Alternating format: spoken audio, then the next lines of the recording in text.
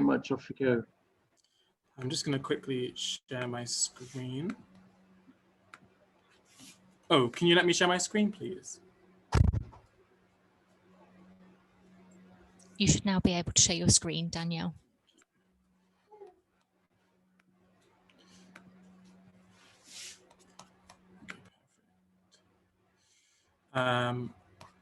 So hi everyone, my name is Danielle Brathwaite-Shirley. I'm an artist and archive activist.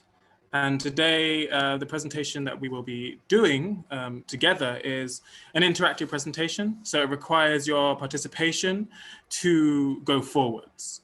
So essentially what that means is when a choice comes up, there will be a poll that happens in the chat and you will be expected to choose what to do next.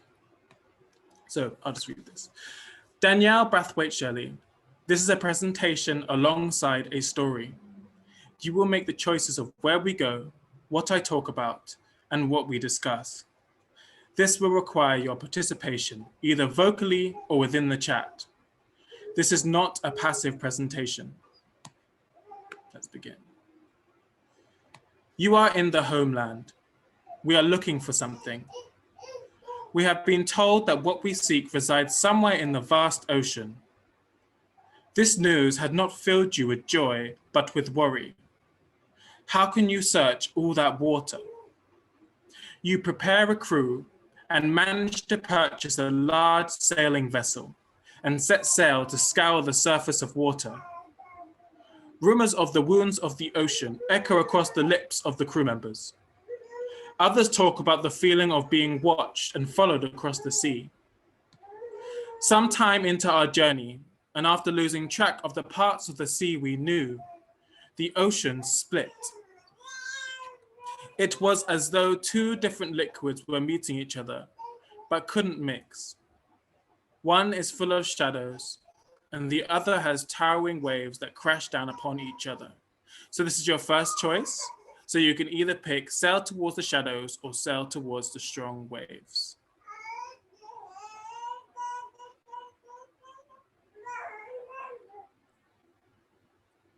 The poll has been activated and it looks like we're leaning more towards the strong waves. We've got six voters for strong waves, 4 for towards the shadow, now 7 for strong waves. So I think strong waves wins. I don't think anyone can catch up to it. So sail towards the strong waves. These strong waves are the lost emotions of the sea. The waves here are so strong, it's hard to stand up. As the water pushes the body of the ship around violently, you begin to see flashes of images. The image of an ocean with a hole in it. You hear the words, "There is no bottom to this hole. Everything is in here, but you won't be able to understand it anymore." The image of Mary Jones flashes up before you. You think you hear her say, "Don't remember me like this." The waves and the sea are hard to understand. The group wants to leave as they are worried the boat will be destroyed and all of you will be lost with it. We discuss with the group where to go. Sail towards the sun, sail at night, or if you don't vote, stay here and wait for the waves to come.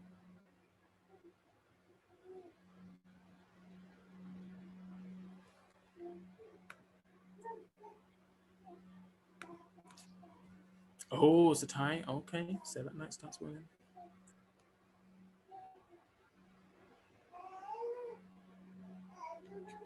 So, one person left to vote. Oh, it's a tie.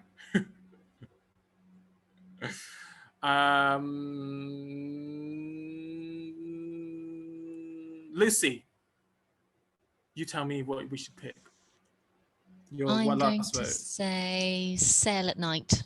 Sail at night. Sail at night. We wait until night to sail. As it grows darker, you feel the presence of something else here. The wind begins to whisper in your ear. It becomes incredibly foggy. You can barely see 100 meters in front of you. You and your crew begin to feel threatened by this darkness and panic sets in. This was a mistake. And here is usually when the talk really starts. So I am an artist essentially that seeks to archive and remember Black trans people. And this mainly began with a project I did, which we may encounter later on, called Digging for Black Trans Lives, in which I tried to search through the archives to find representations of Black trans people, in which they were, as you can imagine, not very many. And the archives that did exist usually came with some violence to what was being recorded. So first-hand accounts weren't something that were often in here.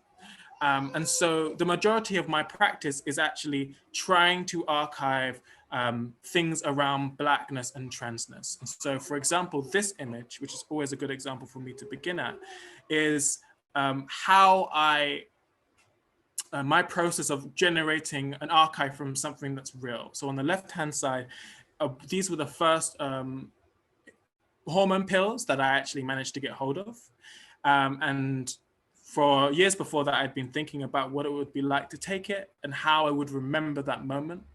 And so how I archived this moment was that I created an entire world from a single pill in which I generated characters, landscapes, skies, plants, figures, everything, just to remember this particular moment.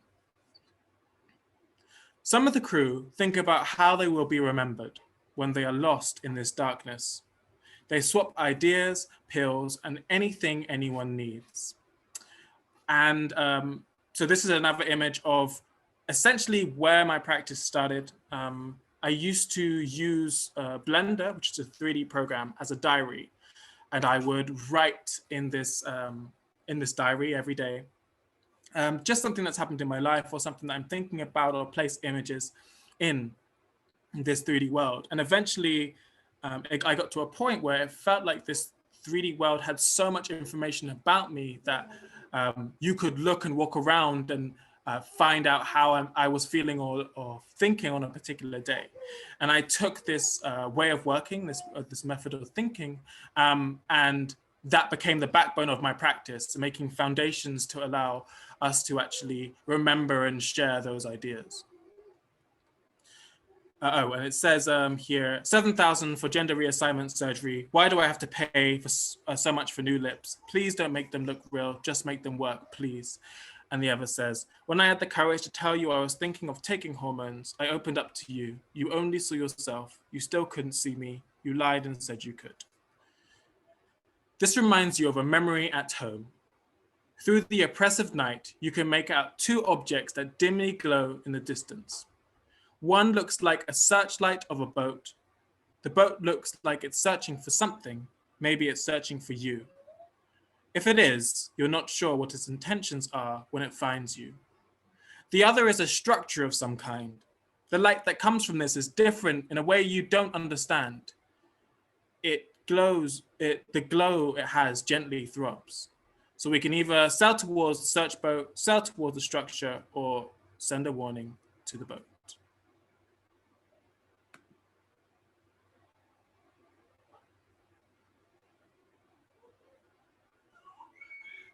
And yeah, any questions that you have, you can always put them in the chat as well. This is one of those talks that I think of me as more of a dungeon master, and that I will reply on the fly whenever I feel like it. So sail towards the object or the structure wins.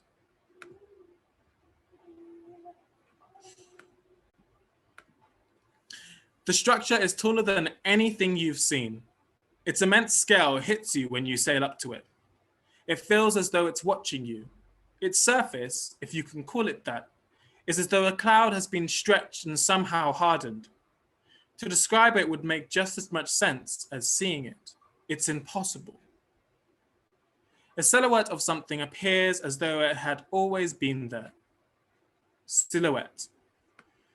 we offer the chance to see two lost worlds. Through our air, you can float to the resurrection lands, or the land where we dig for Black trans life. Discuss amongst yourself where to go and why. You must have a good reason. So here, not only do I want you to vote, but I would like you to put in in the chat why you have chosen which one to vote for. And I'll read those reasons out. So put a reason in the chat, then vote.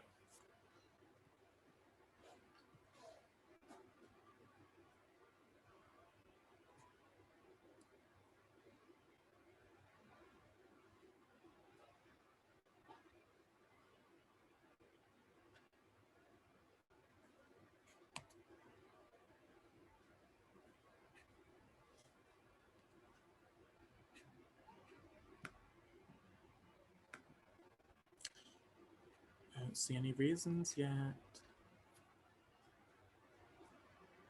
Don't be scared, I'm nice.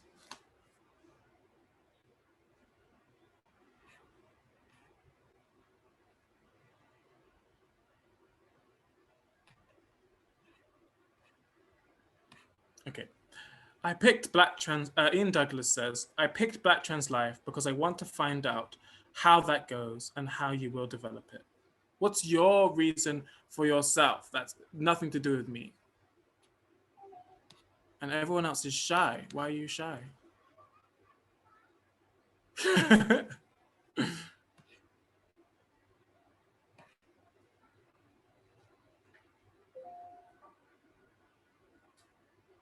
Come on.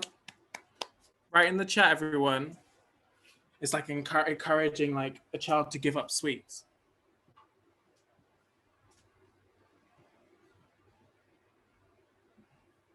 Anne says, the revival of a lost world.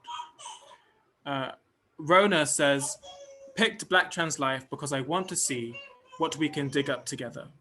Ian Douglas says, it's my curiosity to see and what it all means. Lucy Cox says, I choose resurrection lands. I want to know what resurrects there. Okay, nice. So I think digging for Black trans life wins. Not everyone has voted, or maybe my thing is not updating, but it doesn't seem like everyone has voted. But currently, digging for Black trans life is going to win. So I'll give you 10 more. Oh, there people are voting now. 10, 9, 8, 7, 6, 5, 4, 3, 2, 1. Digging for Black trans life.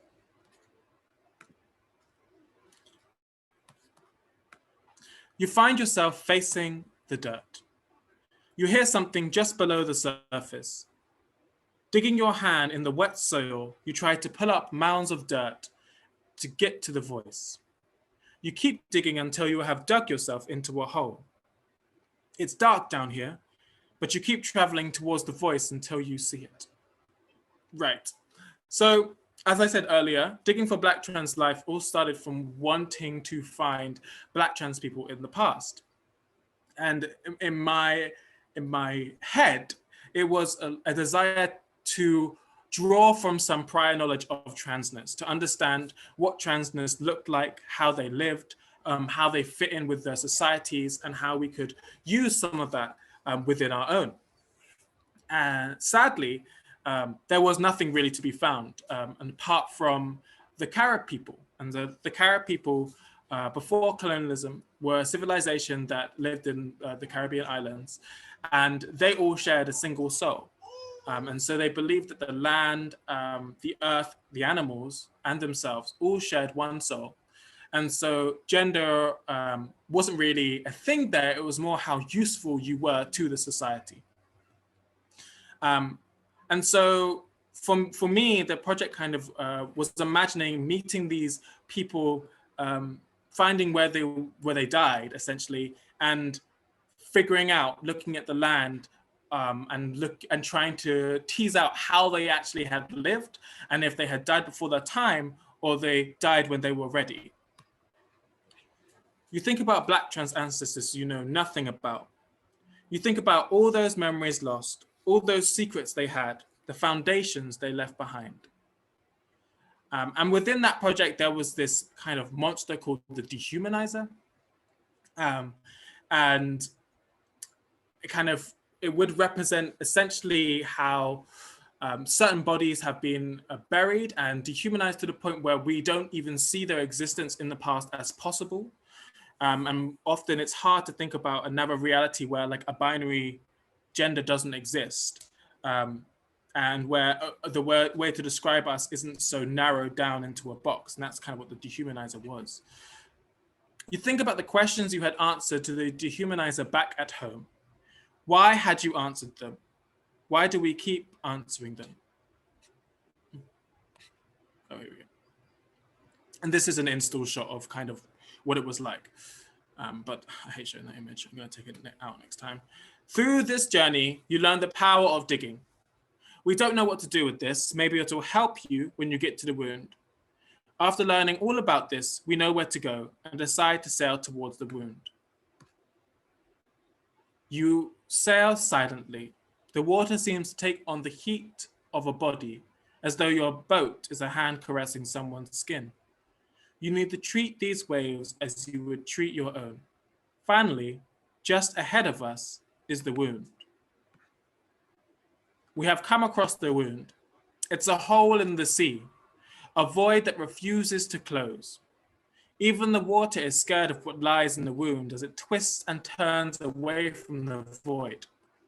The currents begin to pull us towards the wound, and only now do you and your crew wonder what is in the wound. Discuss what is in the wound, who is in the wound, what happens when you go in the wound. You must discuss before you enter the wound. So here, instead of a choice popping up, it's all on you.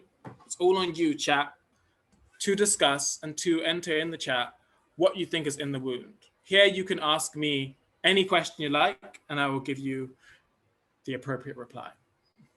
So whatever you want to ask it.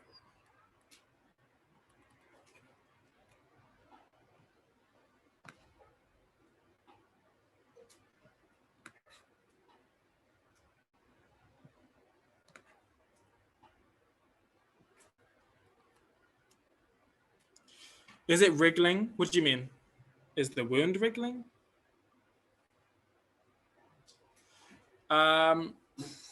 No, it's more like a whirlpool in the ocean, but instead of it having that kind of telltale curving that a whirlpool has, it's like someone has just created a void that it just looks like the blackness of space, and like there's no bottom that you can see.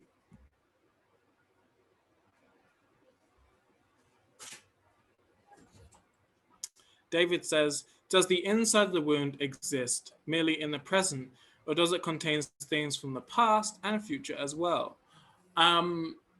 Good question. And the answer is that time doesn't work the same way in the wound.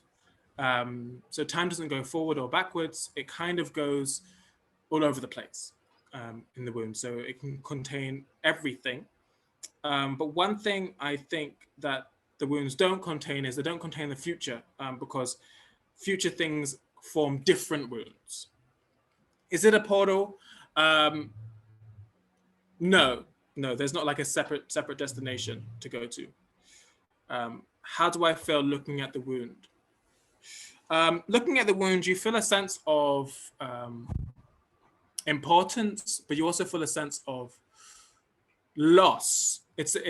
And the loss is of context, of you know that anything that you see within the wound, anything that you encounter, you won't have the context to understand because that context has been erased. So even if someone tried to talk to you or show you something, you wouldn't be able to fit it in the context of understanding.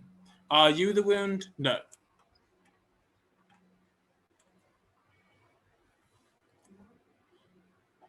Can you see living things in the wound? Yes. Yes, you can. There's a lot of living things within the wound.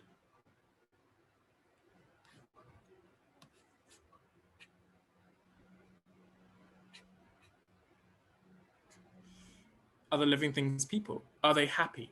Oof. Are they happy? Not all of them. They're not all necessarily sad, but they're not all happy at all. It's not like a one emotion place. There's a bunch of things. There's a bunch of whole societies, communities, histories in there. So other living things, people, yes. They are all people.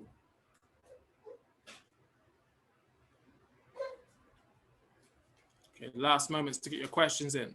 10, 9, 8, 7, 6, 5. Fitzgerald says, is this to do with loss of time, opportunity, and purpose? It's more to do with a loss of history. It's more to do with an ever-moving surface that can't really hold history, and anything that happens on it is erased, as well as how the same thing kind of happens on land. So if you imagine when a ship crashes in the ocean and is buried, all those moments on the ship, you won't be able to tell what happened because the ocean washes away so much of the history so quickly. And so a very similar thing happens on land, but actually it's not the ocean. Instead of the moving parts are us and how we maneuver and manipulate history. So Into the Wound. Thanks for the questions. It's a good time to tell you that all these images here, these kind of main images, are AI generated images. And what they were fed were images of Black trans people and plants. You are in the wound. It is so cold in here. There is no sound. A galaxy of images flashes before you, but you can't make any sense of it. This wound has you. Speak to the wound or go deeper. Are these people known around the world? No. I don't think these people are known around the world because sometimes we've lost all trace that they exist. So they can't be known all around the world. Everyone in the room kind of lost their place on Earth.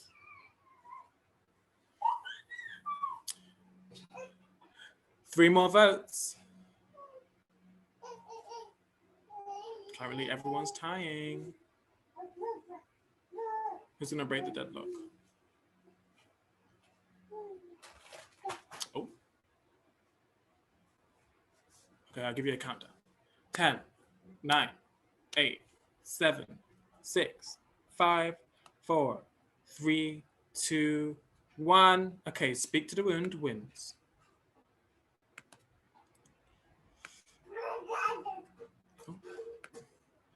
You throw your words against the void. It takes shape using your words. And so essentially using ASCII graphics. Yeah. They use the air you breathe as a foundation to talk back to you. In this image, it says, tired ass trans girl getting revenge. Hold my wounds. The figure of your words. It's been a while since a group like you made it down here. I'm sorry, we're not ready to rejoin your world. It's broken.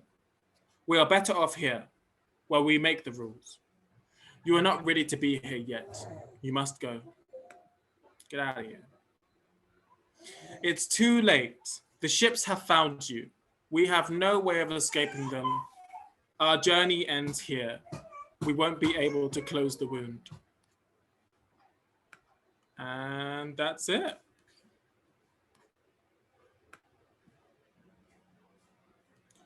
So I'll stop sharing my screen now. So hi, everyone. That was great. Thank you. Do you want to take any questions and answers now, Danielle? Yeah, any questions at all, I'm happy to take. Okay, people, pop them in the chat or... I can see that someone has a hand up in the attendees list. James Atkins, did you want me to take you off of mute so you could ask the question, or did you want to pop it in the chat?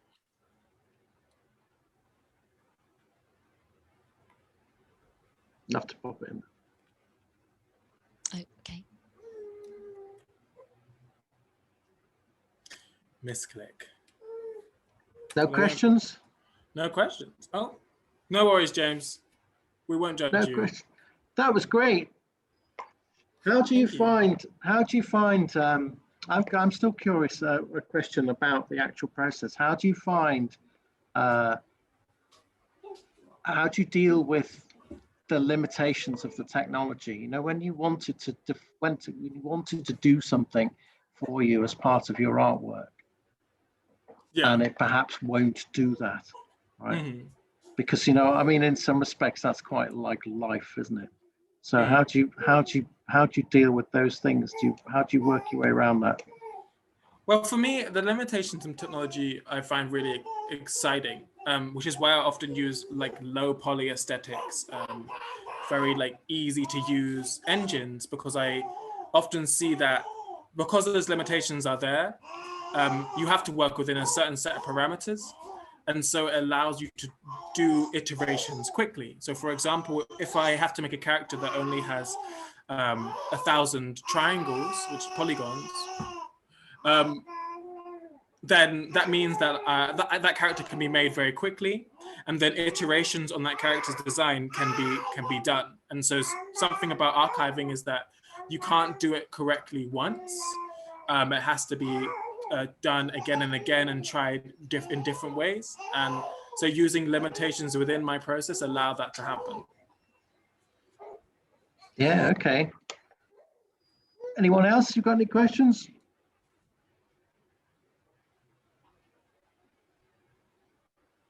No questions. Danielle, you've left everyone speechless, so that's a good thing, right? It's either speechless or they've all run away. Well, I think that you've probably left a lot of thinking space for people to sort of sit in and ponder. Well, thank you so much for your time and for sharing it with us and for sharing some of your practice. It was brilliant. Oh, thank you very much. Really, really great to see what. Oh, we have got a question. How have you, from Chloe? How have you found working with either Al or AI? Yeah, I mean, AI is really, really interesting, and I think it's something that I'm going to go into a lot more. I found it fascinating how, especially AI that I don't write, interprets particular movements, skin colors, features into something else. So the program that I used to make those images was actually NVIDIA AI, and it's very interesting to see how basically the biases within that and within AI and within them trying to understand the data that it's been given. And often AI has such particular biases depending on who's giving them the data. I mean, everyone knows this, but it's very interesting to try and start thinking about an AI from a Black trans perspective, and how to feed it data so that it doesn't turn into something that's against you. Because often I find that AI starts being against Black people. And I don't know if you've seen all the like Twitter AIs or the Google AIs where they often end up being terrible and evil. And so for me, working with AI is a really fascinating insight into actually the direction our technology is going, and how to kind of circumvent that. Do you think you'll actually try and write some, like properly code it from scratch? Yes. Wow. Yes. Well, well, I don't know if this project's happening yet, but we're in the works of it. But right now we're trying to figure out an AI that can look at the demographic of people that walk into the gallery and generate a boss out of who is actually in the gallery. Brilliant. And then depending on the makeup of those in the gallery will determine if that boss is beatable or not. That's great. There's another question for me. What are your favorite platforms to share and spread your work? And are there any you specifically avoid?